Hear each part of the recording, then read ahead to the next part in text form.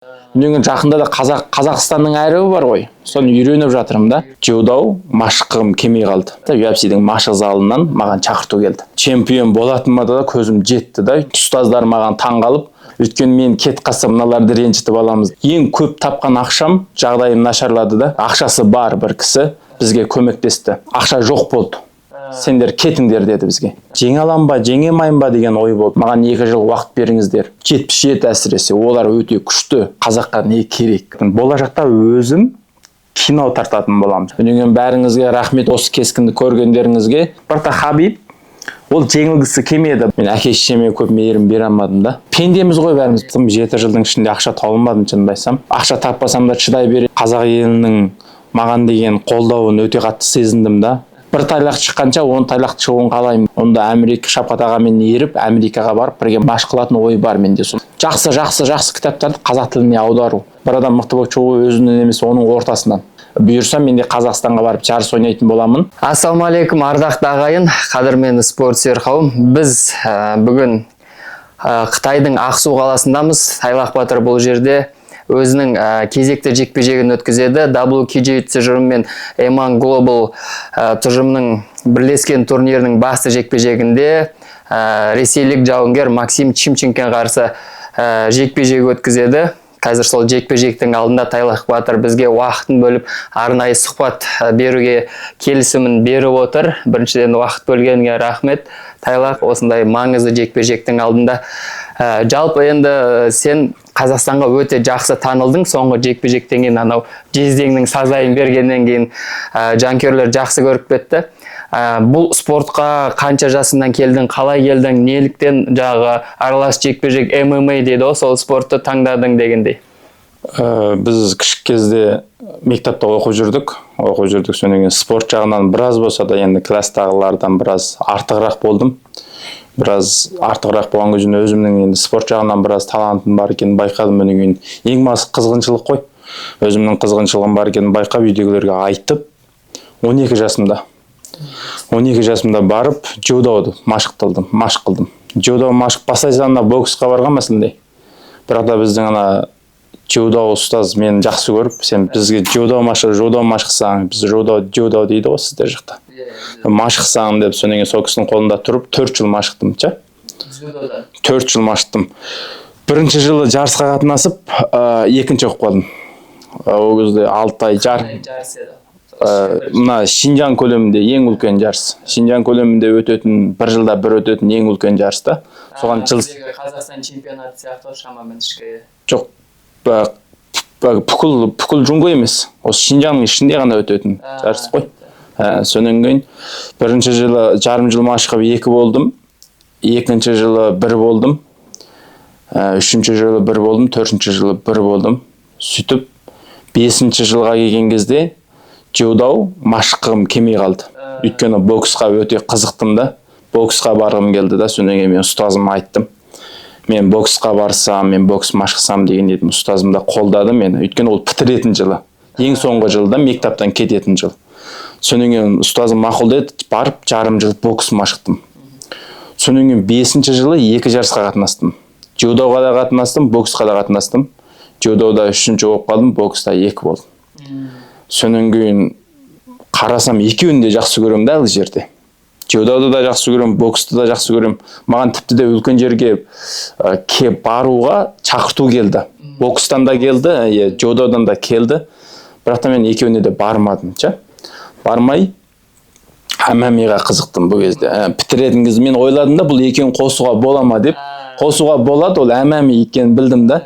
Мен MMA машықсам болады екен деп. Сонан кейін 2017 жылы 10 айда Шинжаңнан шығып, Қытайдың басқа ішкі теңіз жағасындағы бір қалаға барып машықтым, MMA машықтым. MMA машық қылып, ол кезде 16 жастамын да. 16 жаста MMA машық қылып, 3 ай машық қылып жарысқа қатынастым. Кәсіби жарысқа қатынастым. Жарысқа қатынасқанда менің қарсыластарым бәрі өте мықты. Әлі жерде көп жарыс ойнаған, өнен кейін қарсыластарын уақытынан бұрын аяқтатқан, енді мықты қарсыластарды. Ол кезде мен 3 ай ғана MMA машыққам. 16 жаста. Соның жарысқа қатынастым.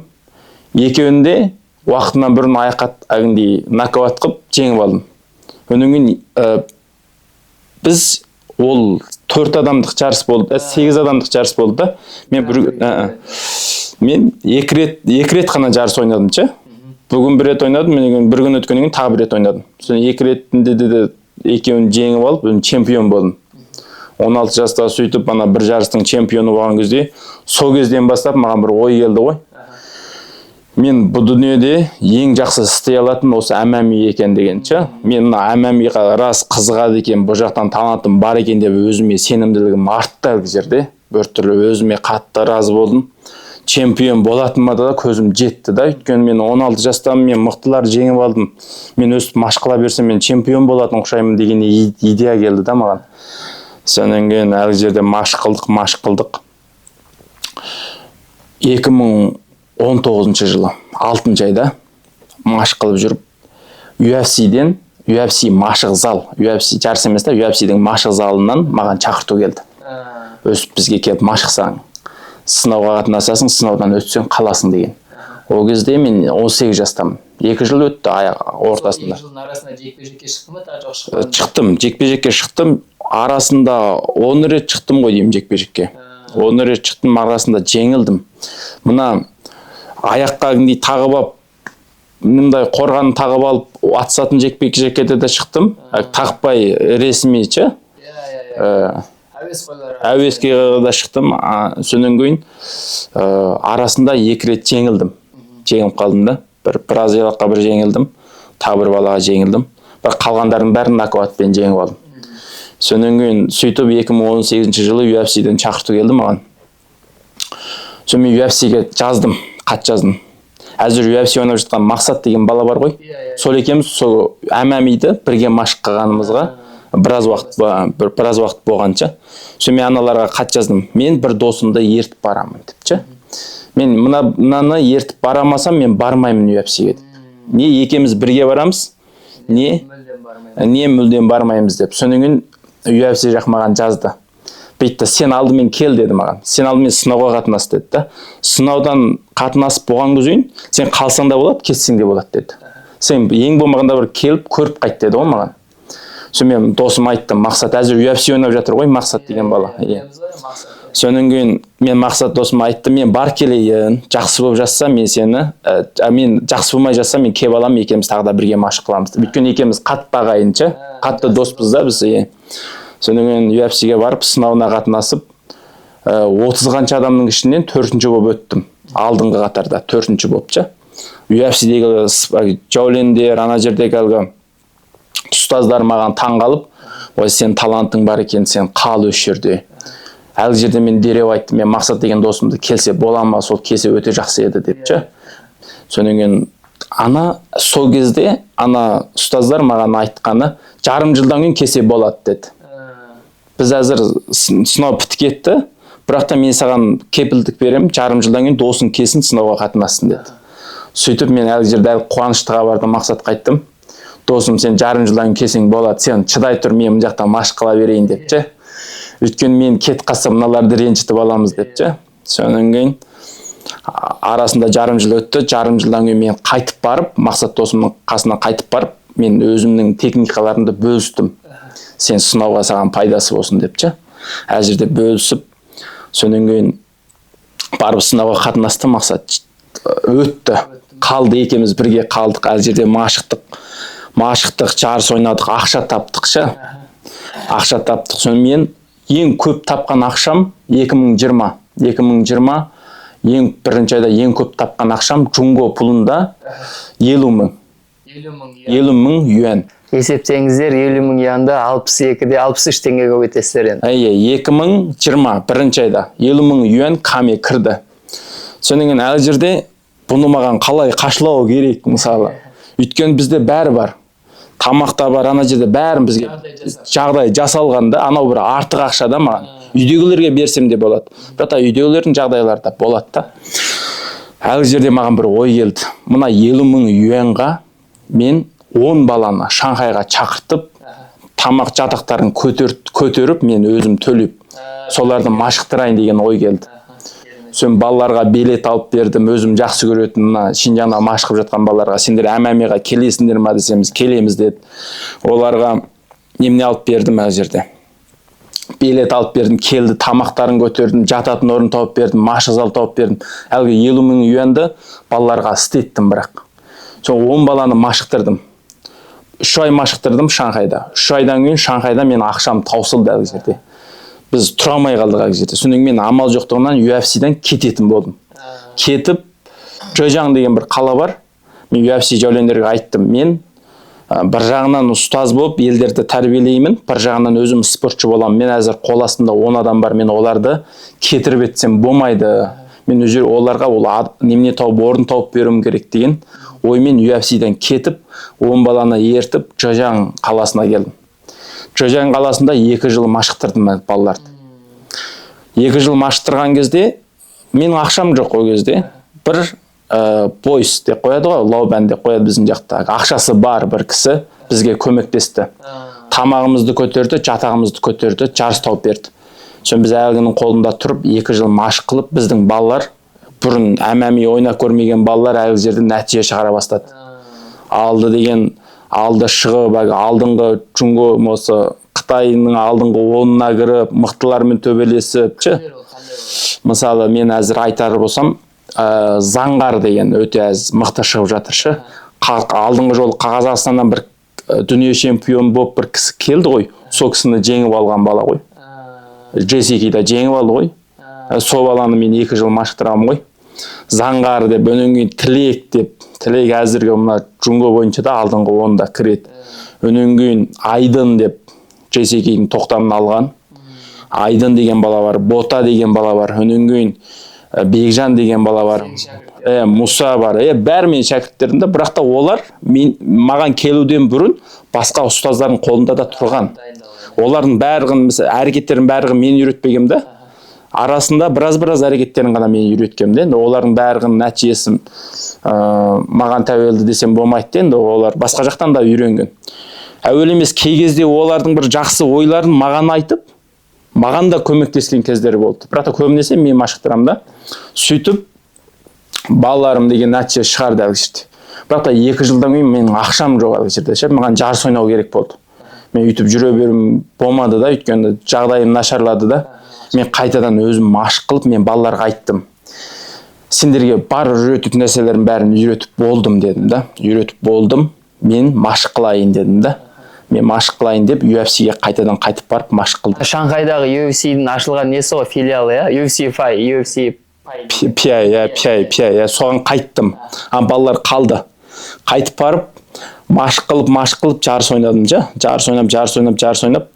Өнен мен ойладым. Мен машық қылып жүріп те елдерге үйретуіме болатын сезіндім да. Өнен қайтадан қайтып келдім. Қайтадан қайтып келіп, аналарға бір жағынан машық қылдырам, бір жағынан өзім де машық қылам. Сөйтіп жүрген кезде ортасында тағы да бір іс пайда болды. Бізге көмектесіп жатқан, ақша жағынан көмектесіп жатқан бойымыз, бізді ақша жоқ болды. Сендер кетіңдер деді бізге. Әлі жерде біз қайда баратымызды ұқпай, көрінген жерден клуб іздедік әлі жерде. Анаған сөйледік, мұнаған сөйледік.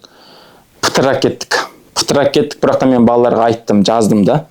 Жігіттер дедім, біз қайда жүрсектер, сендер орын тауып алыңдар дедім. Тауып алмағандарың маған айтыңдар, тауып алғандарың жақсы тұра беріңдер. Біз 1-2 жылдан кейін қайтадан жиналамыз дедім да. Кепілдік бердім. Сөйтіп бәріміз пытырадық. Сөйтіп мен әзірге қалаға, Шандун Вейфан деген жерге тағы да бір кісімен бірлесіп зал аштым. Әзірге залымда 20 қанша адам баршы. Маған келгендер болды, алдында 2 жыл машықтырған балалар бар ғой. Солар маған келіп машық қылып жатқандар да бар. Сырт жақта, шетелде жүргендер де бар, сырт жақта жүргендер де бар да әзір. Бірақ та мен әзір қайтадан жаңа дейін ештеңке машық көрмеген, ММА-ға расымен қызығатын балалардан 20 бала жинадым әзір. Қол астымда бар жас балалардан. Сөйтіп әзіргі балаларым да өте мықты да. Алды деген нәтиже шығарып JCK-де 1 жыл ештеңке машық көрмей, 1 жыл машық қылып нәтиже шығарып жатқан балалар бар. Сонан кейін ММА-дан енді өсіп келе жатырмын енді. Әзір іздесе, менің ана немнемді іздесе, жарысымды іздесе әзір 11-де 10 ғой. 10 рет нокаут қылған ғой. Одан бөлек тағы да 7-де 5 7 рет әлгі кішік жарыстар бар. Анаған жазылмаған жарыстар бар, торапқа. Елінбеген жарыстардан 7 жарыс бар. Ол 5-те 2. 7 жарыста 5-те 2, 5 рет нокаут, екеуінен жеңілгем да. Сондай жарыс бар. Сонда жеңілген жарыстан үшеу бар. Негізі әмәмидан өсіп келе жатырмын. Bir жағынан елдерді машықтырып, бір жағынан өзім машық қылып келе жатырмын. Сөйтіп, әзіргі дәрежеге келдім ғой. Жаңа Қайсар туралы айтып қойдық қой. Қайсар сол Шанхайдың UFC пейінде қалды. Содан ары қарай UFC-ге жолдама алып кетті ме? Мақсат барды, жарым жылдан кейін барды ғой. Жарым жылдан кейін барды, ол өте тырысты ғой. Ол мен сияқты емес та. Мен әдетте кітап оқимын, елді машықтырам, анан ойлаймын, мынан ойлаймын. Ол ештеңе ойламайды. Ол машық, жатады, тұдады, телефоннан машық көреді, машық қылады, машық көреді, басқа ештеңе ойламайды. Ол нағыз батыр ғой. Сөйтіп UFC-ге жолдама алды. Жолдама алды, нокаут қылды. Анан жолдама алды, нокаут қылды да, бәрін чулдатты ғой. Енді өзіңде анау Road UFC деген жарыста өнер көрсеттің ғой. Сол UFC-ге жолдама беретін жарыста бір Корейдің номер 1-ші, енді мықты спортшы жекпе-жегінде толыққанды көріп шықты, өте бір тартысты, сондай қызық жекпе-жек болды. Бірақ бір сойқан нокаут жасадың, бір мықты нокаут, шынтақпен ұрып алдыға құлатып саған қарсыласың. Сол нокауттан кейін саған UFC келісім шарт берген жоқ па? Әлде ары қарай неғып жолыңды жалғастырмадық деген ме? Біз ойладық мына жақта сол жекпе-жектен болды, осы жігіт UFC-ге өтіп тұр деген көптеген жанкүйерлердің ішінде ой болды сондай. Берді мағанша, осы биылда берді, 9-да келіп ойна, сен ана Road UFC деді ме? Road UFC, соған келіп тағы бір жарыс ойнайсың, жеңсең кіресің деді UFC-ге. Бірақ та мен алдыңғы жылы сол ойнаған, сол Road UFC ойнаған себебім маған ақша керек болды. Ол кезде маған мысалы менде екі оймен жеңе алам ба, жеңе алмайым ба деген ой болды. Өйткені ақша керек болды, оның алдында тағы да кино ойнадым мен. Кино ойнаған бір жыл мен машық негізі жақсы істей алмадым бір жыл. Машық қыламай сол жарысты ойнаған кезде мен бір ай ғана машық барып ойнай салдым. Бір ай ғана дайындық көрдім да, барып ойнадым, жеңіп алдым. Бірақ өзімнің сөйтіп нокаут қылып жеңіп алатынымды ойламағам, мүлдем ойламағам да. Екінші рет маған берген кезде мен сақтықта ша мысалы. Мен енді бүйтіп ойнайсам болмайды көрінген жарыста деп. Мен өте қатты дайындалып, қатты дайындықпен шығуым керек деген идеямен мен UFC-ге айттым. Маған 2 жыл уақыт беріңіздер. Мен дайындалайын, мен күшейін, нығызданайын, тағы да біраз жарыс ойнап, тәжірибе жинап алайын, өнен кейін барам. Сіздерге мың рахмет деп, оларды біраз артқа шегіндіріп қойдым әзір. Әзір машық жақсы, бәрі орнымен келе жатыр. UFC-дің ауылы алыс емес дейсің ғой әлі бұйыртса. Бұйырса жаспыз. Мен бұйырса ана Адысая дейік қояды біздің жақта. Солар сияқты шығам, 2 жыл, 3 жылда төте чемпионға шы, мысалы 4-5 майдан ғана жарыс ойнап, төтелем шыққым келеді да, чемпионға. Мен өзімнің ана немнемді бәрі жағымды, кемшіліктерім бәрін толықтап алып шыққым келеді UFC-ге. Өйткені UFC-дегі спортшылар, мысалы 77 әсіресе, олар өте күшті. Мұштары болсын, күрестері болсын өте мықты да, маған шығу әзір біраз ерте келеді. Ерте сияқты, дұрыс. Жаңа өзің айтып қалдың ғой, шәкірт тәрбиелеймін деп. Жалпы өзіңнің осы жаттығуыңа кедергі келтірме? Бұл шәкірт тәрбиелеу кедергі келтірмей ме? Шәкірт тәрбиелеудегі басты мақсат қандай?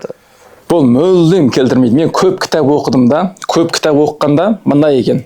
Адам машықты өзі жаңғыз істесе, ол түзде 20 прәнсет сіңеді екен денесіне.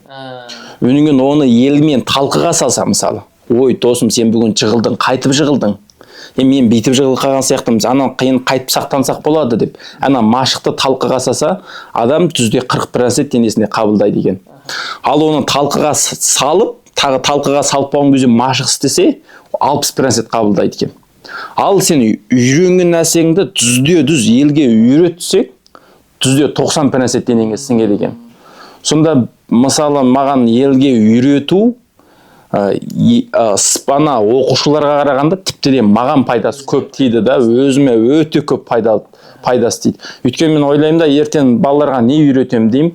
Телефонды ашам, көрем, үйренем да. Менің мақсатым елге үйрету, бірақ та мен ана кескін көріп отырып, ана жерде білінбей өзім де үйреніп аламын да.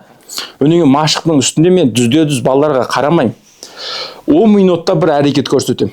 10 минутта бір мына әрекетті бүйтіп істейсіңдер деп көрсетемін. Өнен кейін оны кескінге алып алам. Кескінге тартып алам. 10 минутта бір әрекет көрсетемін. Күнде 4 әрекет қана көрсетемін. Өнен кейін 4 әрекетті кескінге тартып алып, балаларға жолдап беремін. Кеш жақыннан көріңдер. Үйрене алмаған жерлеріңді көріңдер. Ана пысықтай алмай, жақсы істей алмай қалған жерлерді кеште уақыт шығарып барып тағы да істеңдер депші. Сөйтіп, бірақ та бір күнде 4 әрекет көрсетемін, қалған кезде өзім машық істеймін. Әрекет көрсетемін, өзім машық істеймін, балалар да өздері істейді. Сөйтіп маған түкте әсер болған жоқ, қайта керісінше маған пайдасы өте көп тиіп жатыр. Сөйтіп жатыр. Жақсы, енді жағы дзюдо туралы айтып кеттің ғой, дзюдоға біраз жыл қатысқан екенсің. Енді сенің күресіңе ол күмән келтіретіндерге бір жауап болды деп ойлаймыз. Енді жалпы күресің бар екен. Осы ММА-дан бөлек байқадық, шығармашылыққа жаңа кітап оқимын, кино ойнадым деп айтып қалдың ғой. Кино ойнадым, бұл шығармашылыққа деген қызығушылығың бар екен. Тіпті өзің влог жүргізетінді көрдік, керемет деңгейде, өте жоғары екен, жоғары деңгейде жүргізеді екенсің, сапалы. Жалпы бұл қызығушылық па, әлде бір өмірлік өзіңнің қағидаң ба, ұстанымың ба, бос уақытыңды, хоббиің ба, былайша айтқан кезде? Бұл мақсат қандай бұл? Мысалы, влогыңды көрдік, достар, Тайлақтың влогын көрсеңіздер болады, өте керемет деңгейде, жоғары деңгейде жүргізеді. Енді бізде қазақстандықтар оны көре ала ма, оны қалай көрсетсек болады екен? Соны бір көрсетсек өте керемет, бос уақытында құры жүрмейді Тайлаққа. Мынау блог деген ол екінің бірі жүргізе алмайды. Соңғы блогыңда өмірдің қандай, сол туралы бір айтып берсең өте қызық екен. Влог, мен бұл влогты не жүргізем дегенде бұның себебі бар да.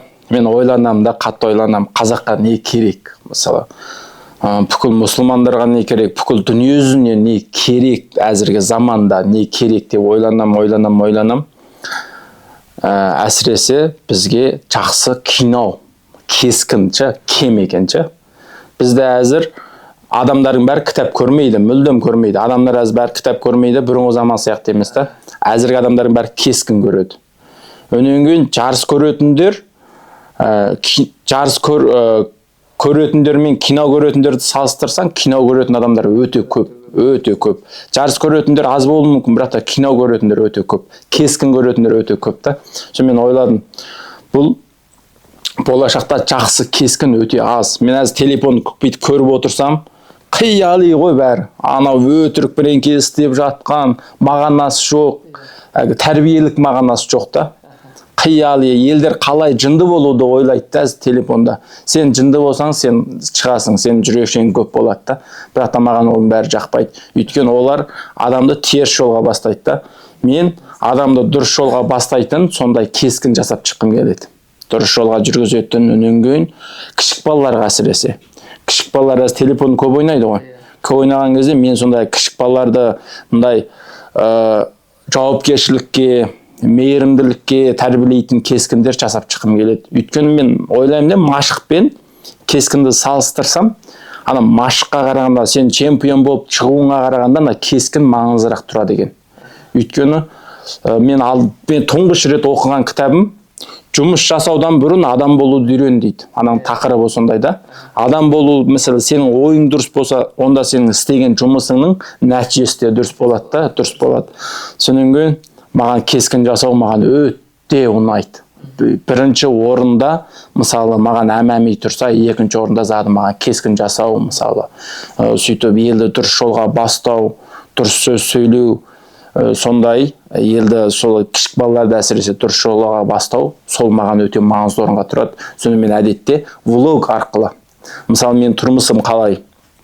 Менің влог болғанда мен әгіндей жалғышты емес та, мен жалғышты жасаймын. Менің влогымның тақырыбы болады. Мысалы, мен алдыңғы жолы сізге көрсеткен влогымның тақырыбы бақыт. Қалай адам бақытты болу керек, қайткенде адам бақытты болады деген тақырыпта. Ол 7-ге бөлінді, мысалы. Біріншісі күнге қақталу. Адам күнге қақталу. Мына адам қараңғы үйде жүре берсе, қараңғы үйдің ішінен шықпаса, адам жүрек ауру болады. Бір уақыт жатып күннің астында қақталса, адам көңіл күй жағынан көтеріледі деген, оны мен кітаптан көрдім. Екіншісі, мысалы, мысық бағу. Адам мысықты сипалаған кезде адамның нерві шаршауы басылады екен. біз әзір көп кісілер әлгі мысықты жақсы көрмейді ғой. Мысық баққанша ит бақ, мысық жақсы емес, ол жақсылық тұқпайды. Олай емес, мен мысықты 3 ай бақтым. 3 ай маған жоламай жүрді бұл мысық. Бірінші ай баққан кезде ол сыртта ұйықтап жүрді. Екінші ай баққан кезде ол аяқ жағымда ұйықтап жүрді. Үшінші айға келген кезде көрпемнің ішіне кірді. Төртінші айға келген кезде бас жағыма кірді. Бұл мысық бұл адамға оңайшылыққа сенімділік артпайды екен. Ол уақыт ұзара келе сені аңдып жүріп, біліп жүріп, сенің жақсы адам, сенің өзіне жақсы ма, жақсы емес пе, әбден біліп алған кезде ол саған сенімділік артады екен. Бұл мысық адамға зиян келтіреді деген ондай әңгіме жоқ екен. Мен де көп көріп жүрмін кескіндерден. Мысықтың адамға көп пайдасы бар да, мысалы. Сіздер ана YouTube'дан іздесеңіздер, мысықтың адамға не пайдасы бар десеңіздер, шығады, көп шығады. Сонан кейін мысық бағу. Өнен кейін істет көрмеген заттарды істету. Мысалы, жаңа шыққан нәрселер болады ғой. Мысалы, ұшыратын, өнен көзөнек тағып алып әлгі былай жүретін, мысалы бір істер көзөнек тағып алып жұмыс жасайтын бір көзөнектер бар ғой. VR дей ма? VR дей ма сіздердің жада? Сондай көзөнектер, мысалы жаңа шыққан заттарды ақша қашламай істет көруге де болады. Мысалы сен сол сататын жерге барып мен істет көрсем бола ма деп соны істет көріп, жаңа заманның нәрселерін, жаңа шыққан заттарды істет көріп, дүниеден хабарың болса адам біртүрлі көңіл күй жағынан да неметеді, жақсы да, мысалы көңіл күй жаққа да жақсы. О жағы бар. Өнен кейін мысалы тағы да бір жазған жерім маңызды сәттердің уақытын жазып қою. Мысалы сен балаң туылғанда қаншадан қаншада туылды, сен той жасаған кезде сен қаншаншы жыл той жасадың, қайсы күні той жасадың, солардың уақытының бәрін жазып қойсаң, 10 жыл өте келе, 5 жыл өте келе, 5 жылдан кейін, 10 жылдан кейін сен қарасаң, ой, мына уақытта мен мына жұмыс істептім ғой, мына уақытта мына жұмыс істептім ғой деп, сен өміріңді біртүрлі сен жазып та қоймайсың, онымен қатар сол кескінге де түсіріп алам да. Ананы түсіріп алу, мына адам не нәрсені мұттамайды. Кейбір нәрселер есіңнен шықпайды ғой. Сен ойлаған сайын рақаттанасың да. Менің сондай сәттерім бар. Мысалы, адам не нәрсені мұттамайды деген кезде, сондай ресімге алып, есте қалған нәрселер адамда бақытты сезіндіреді. Қазір бұл әңгіме жанкүйерлерге былайдан әсер етпеу мүмкін. Оны көрген жақсы да, көрген кезде бұл басқаша әсер етеді. Мен көрдім де расында өте керемет екен, басқандай әсер алдым. Шын керек, өзің енді кино түсіру туралы айтып қалдың ғой, жалпы бұл болашақтың еншісіндегі жұмыс па? ММА спортты қойғаннан кейін осы жастарды, қазақ балаларын тәрбиелеу мақсатында жасалатын дүние ма бұл? Мен әзір сол влог түсіріп жатырмын да, кескін жасап жатырмын. Болашақта өзім кино тартатын боламын шы. Өнен кейін күнде 2 сағат, ең аз дегенде 2 сағат машық істеймін. ММА-ді мен 40-қа келгенше де, 50-ге келгенше де әзір Тайсон ойнаған жатыр ғой. Картейді бірақ жарыс ойнаған жатыр. Өте мықты да, мысалы андай жігер бізге қажет. Керу мысалы Хабибті айтайық. Хабиб чегінді, мысалы жарыстан чегінді. Ол картегенде жарыс ойнауды таңдамады, ол елді машықтыруды таңдады. Ода бір жолда, бірақ та Хабиб ол жеңілгісі келмеді, бір жағынан айтсақ, жеңілгісі келмеді. Өнен кейін, бірақ та мен үйтіп ойламаймын. Мен жарысқа шықсам, мен жеңілсем іштен кетпейді ше. Жарысқа шықсам, жеңсем де іштен кетпейді, жеңілсем де іштен кетпейді. Мен өзімнің үйренгенімді жарыста соны көрсете алсам болды. Мен картегенде мен жеңілуім мүмкін жарыстардан. Елден жеңіліп, елдер айтуы мүмкін, сен ойнаман қой жарыс деп. Бірақ та мен білдім, мына спорт әдетті сақтап тұру үшін, мысалы, көп адамдар мына спортты тастап кеткен кезде, жарыс ойнамай кеткен кезде семіреді, байқайсыз ба? Семіріп, сөйтіп кетеді. Сонда мына спортты сақтап тұру үшін адам жарыс ойнау керек екен. Жарыс ойнаған кезде сен жарысың белгіленді, сен машықпасаң болмайды. Сен машық қыласың, сен денсаулығың сақталып тұрады. Мысалы, мен 40-қа келгенде 20 жастағы балалармен, 30 жастағы балалармен ойнамауым мүмкін. Мен өзімнің жасындағы тең үлкен кісілермен жарысқа түсіп, өзімнің мына немнемді сақтап тұрғым келеді ше. Мен жарысты әлде мүлдем тастамаймын. Күнде 2 сағат зады машық қылам. Бұны алаңсыз болыңыздар. Бірақ та мен 2 сағаттан басқа уақыттарды ойласам, көп уақытым бар да мен. Уақыт өте көп та, бұны дұрыс жолға істету керек та. Жарыстан сырт, машықтан сырт, мен осы кескін тартуды дұрыс көрдім да. Дұрыс көрдім, болашақта бұйырса, менің қазақша шығарған влогты көретін боласыздар, менің қазақша шығарған өзім тартқан киноды көретін боласыздар. Өзің ойнайсың ба ол кинода? Өзім ойнаймын, өзім жазам, өзім тартам. Оның бәрін өзім үйренемін. Мен күнде 6 сағат үйренемін кино тартуды. Бәрекелді Тайлақ. Жалпы өзіңнің енді уақытыңды жақсы өзіңе арнайды екенсің. Былай қарап тұрсақ, салыстырмалы түрде өзің артықшылықтарың көп сияқты. Енді жалпы адам енді кемшіліксіз адам болмайды дейді ғой. Енді қай жақтан машық болсын, басқа да ішкі жан не болсын, қай жақтан қандай кемшіліктеріңді толтыру керек деп ойлайсың өзің? Рас, мен енді өзім ойлаймын, кемшіліктерім көп ше. Елдер айтады, о, сен ананы білесің, мынаны білесің, көп нәрсені білесің дейді, бірақ та мен кемшіліктерім өзіме аян-да. Мен кемшілігім, мен адаммен жақсы араласа алмаймын да, сөйлесе алмаймын. Менен кейін үйдегілерге берген мейірім аз деп ойлаймын ше. Өйткені көп уақытым бірақ неменеде кетті да, жұмыста кетті да. Мен әке-шешеме көп мейірім бере алмадым да. Сол жағынан өзім кей кезде ойлаймын, әке-шешеме көп мейірім бере алмадым, көп уақытымды немете алмадым, қалай болады деп ше. Сол жағын өзім ойлаймын да, бұл дұрыс емес деп ойлаймын да. Енді әке-шешең сені бағып-қағып өсірді, керісінше енді жігіт адам әке-шешесіне көп мейірім беру керек та. Бірақ та мен халықтың қамы деп, енді елдің қамы деп жұмыс істеп жатырмын. Кей кезде ойлаймын, мен алдымен әке-шешемді разы қылдырып, өнеген барып халықтың қамын ойлауым керек па, жоқ. Алдымен халықтың қамын ойлап, өнеген әке-шешемнің қамын ойлау керек па деп ше. Осы мәселе мені қатты мазалайды да. Бұл менің кемшілігім деп ойлаймын өзім. Енді тағы да басқандай кемшілігімді айтсам, мен кей кезде менде ашу болады. Мен енді елдер мені қарайды, сен салмақтысың дейді. Бірақ та мен оқушылы тәрбиелеген кезде, әдетте үйде мен ашуланғанымда енді сырттағы адамдар көре алмайды ғой. Кей кезде мен қатты ашуым кетеді да. Ұстай өз-өзімді әрең ұстап аламын да. Балаларда беренке мысалы бір қателік істеген кезде ұрып жібергім келіп ше. Мынау болмайды деп артынан ойланамын, сен бүйтіп ашулансаң болмайды. Сен салмақты бол, басып ал өзіңді деп ше. Кей кезде менде ашу бар да. О да дұрыс емес екенін білемін да. О жағы бар. Онан кейін кемшіліктерін сол шетінен түзетіп келе жатырмын. Бұрын жаман сөз айтатын мен кішкентай кезімде. Бірақ та оны тез өзгертіп алдым. Жаман сөз айтқан сайын аузыма ұрам, айтпа жаман сөз деп ше. Болмайды деп. Рас, жаман сөз өте енді кішкентай кезде ұқпадық, бірақ та үлкейе келе, ес біле келе байқасам, өте жақсы әдет емес мынау. Өте жақсы әдет емес. Бұны қайта шүкір түзетіп алдым да. Айтпайтын, енді әзір елге ұстаз болып жүрміз, енді әзір айтсақ біраз ұят болады да. Айтпайтын болып кеттік. Енді шүкір көп енді кемшіліктерімді түзеттім, бірақ та әлі де бар кемшіліктер көп. Кемшілікпен жұмыс істеу керек дейсің ғой, былайша айтқанда, жастарға да. Кемшілік адам бірінші мойындау керек. Кемшілігіңді мойындасаң, сен оны түзете аласың да. Сен кемшілігіңді жасырсаң, онда сен кемшілігіңді түзете алмайсың.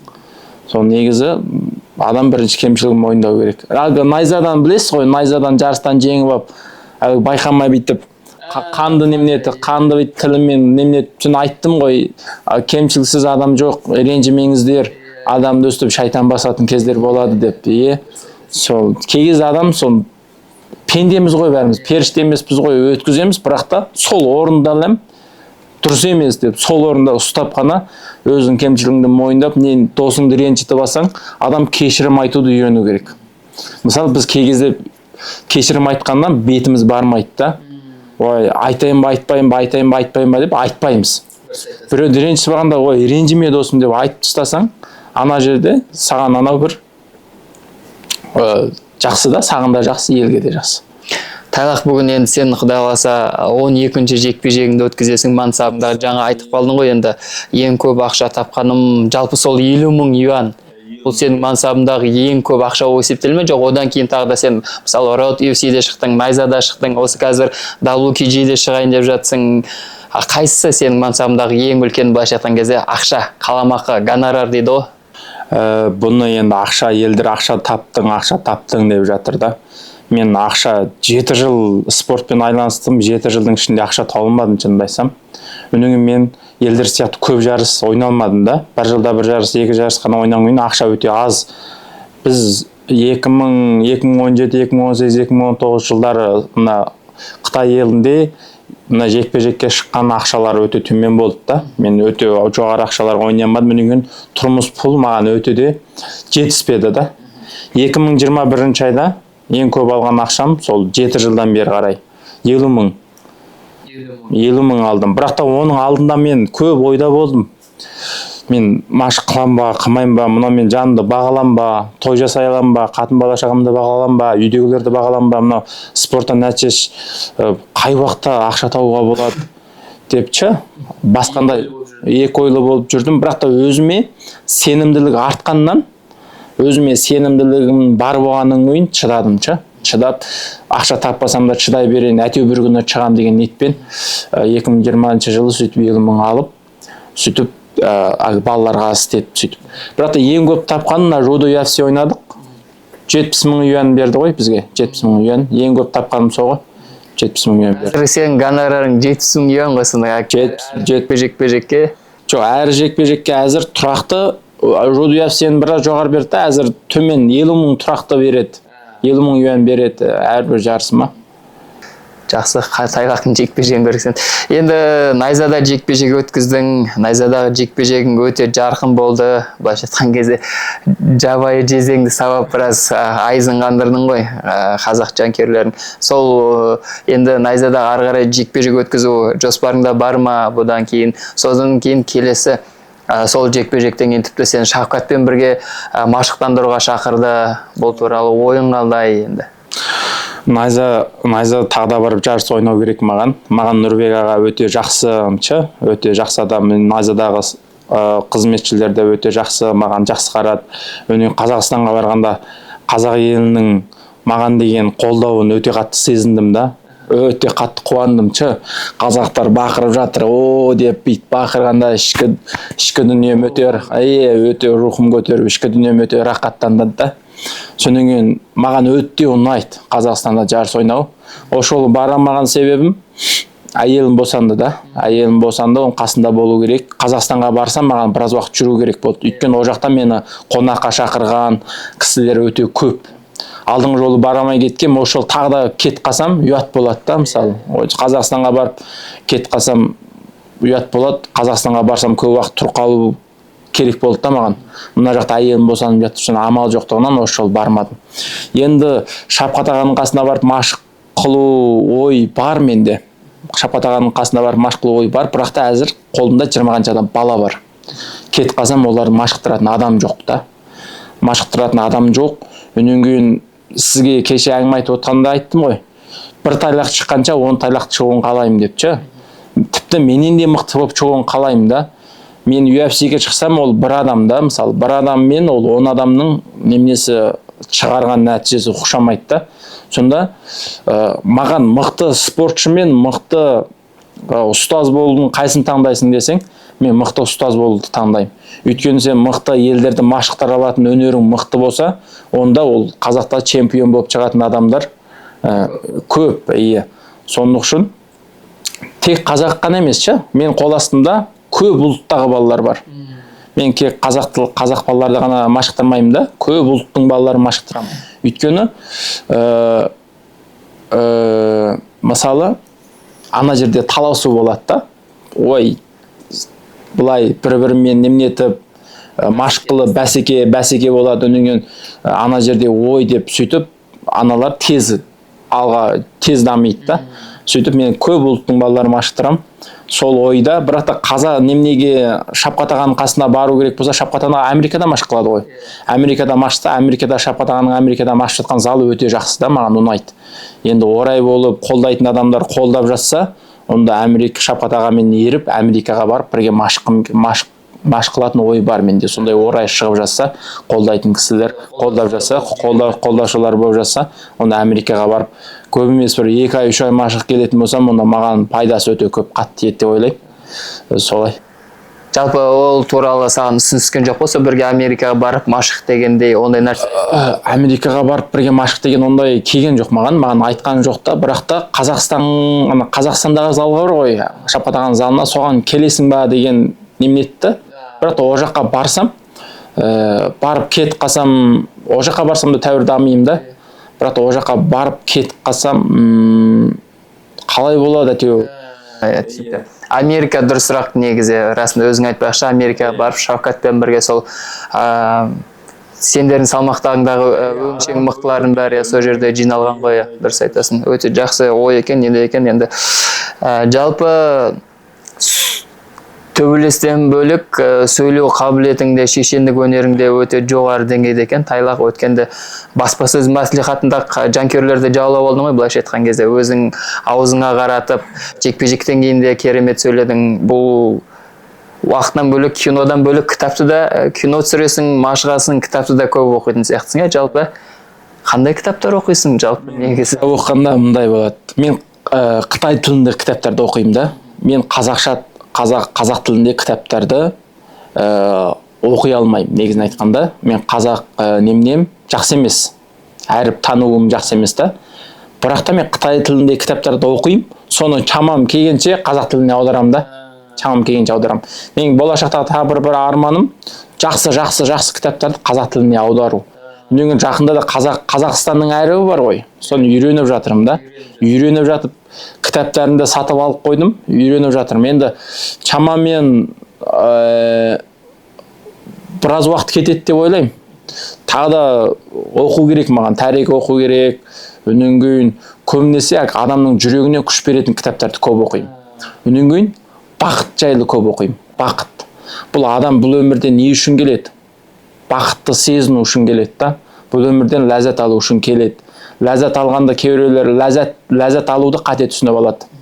Ләззат тамақ жеу, ойын ойнау, соның бәрі соның ләззат алудың амалы деп ойлайды. Бірақ та олай емес. Адамды рақаттандыратын нәрсе, адам жоғарылаған кезде адам рақаттанады ғой. Сол нағыз шынайы рақаттандыру да, мысалы. Нағыз шынайы рақатты нәрседен ол. Адам мысалы бірінке үйренеді ғой.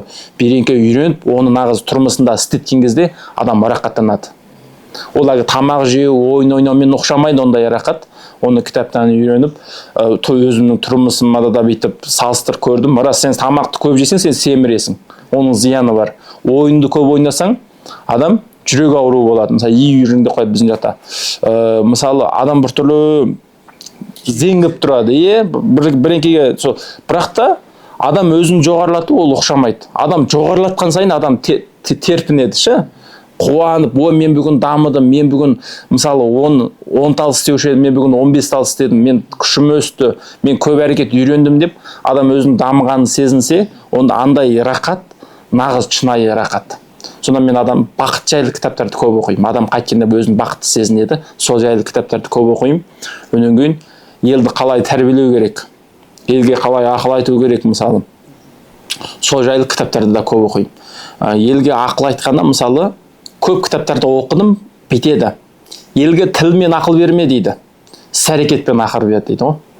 Мындай екен, мысалы сен біреуге айта берсең, ананы істе, мынаны істе деп айта берсең, өзің істемесең, анау сен денеңнен көрмесе сол істі істегеніңді, ол үйрене алмайды деген.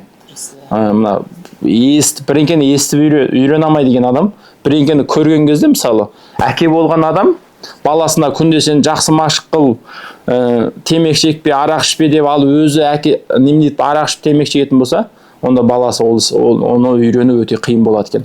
Ал әкесі баласына сөйлеудің қажеті жоқ екен, мен бір кітаптан көруім бойынша. Әкесі күнде өзінің мысалы өзі кітап оқыған жақсы көрсе, өзі оқып отырса, бала соны көріп отырып, о да бір кітап оқитын адам болып кетеді екен. Мына дүниежүзі бойынша бірінші бай адам Маскты білесіз ғой? Дүние бойынша бірінші бай адам. Соның бір кішкентай кезінде бір ресімін көріп қалдым. Анау бір 5 жас кезінде ме ойын ойнап отырды. Ар жағында атасы мен апасы кітап көріп отыр, газет көріп отыр да. Анау жерде ойын ойнап отыр. Соны сурет алып алыпты. Сонда мен байқадым, мына бала өзі ойын ойнап отыр, бірақ та атасы мен апасының кітап оқығанын көріп отыр. Мына дүзде-дүз әсері болады депші. Ана масыкі сонда бір адам мықты болып шығу үшін өзінен емес та. Бір адам мықты болып шығу өзінен емес, оның ортасынан. оның отбасынан, мысалы әке шешесінің тәрбиесінен, отбасынан, қасындағы достарынан да бір адам мықты болып шығу үшін, ол бекерден бекер мықты болмайды. Соны үшін елге тәрбие береміз деп біз тілімізбен тәрбие бермей, мен көбінесе өз іс-әрекетіммен тәрбие бергім келеді. Әсіресе оқушыларыма осы екі жайлы кітаптарды көп оқимын. Тайлақ, өте керемет сұхбат болды. Уақыт бөлгеніңе көп рахмет. Саған алғысымыз шексіз. Алдағы жекпе-жектерде, алдағы жорықтарда тек қана жолың болсын, сәттілік, жеңіс тілейміз. Құдай қаласа, енді қазақ жанкүйерлері сені бәрібір сол UFC-ден күтеді. Осы айналдырған 1-2 жылдың ішінде ол ішіңде де бағындырасың деген ойдамыз. Енді осы біздің қазақстандық жанкүйерлерге 1-2 ауыз сөзің, өзіңнің тілегің, ізгі ниетің, немесе ақылың болса, сонымен осы әңгімемізді осы жерден тоқтатайық. Өйткені қазір бірнеше сағаттан кейін өзіңде жекпе-жек. Құдай қаласа сол жекпе-жекте жеңіске жет. Тілекшіміз әрқашан. Рахмет. Енді мен ассалаумағалейкум баршаңызға. Мен енді үлкендерге мына сөздердің бәрінде үлкендерге айтып жатқан жоқпын да. Менен кіші, артынан өсіп келе жатқан енді інілеріміз бар. Солар мені жақсы көруі мүмкін. Мені жақсы көру арқылы менің сөздерімді естіп жатсаңдар, сендерге зады зияны болмайды, пайдасы болады деп ойлаймын банағы айтқан сөздерімше. Өйткені мен басымнан өткізген қателіктерді өткіздім, ал сендер менің басымнан өткізген қателіктерді өткізбей, содан аттап өтіп, табысқа жетулеріңді тілеймін. Бәріміз алдымен сол нағыз өзіміздің шынайы жақсы көретін нәрсемізді тауып алып, өнеген соны істесек, бұл өмірде шынайы бақытты адам боламыз. Өнеген бәріңізге рахмет, осы кескінді көргендеріңізге. Бұйырса, мен де Қазақстанға барып жарыс ойнайтын боламын. Көрермендер, мен жарысымды күтіңіздер. Сіздерге мың рахмет.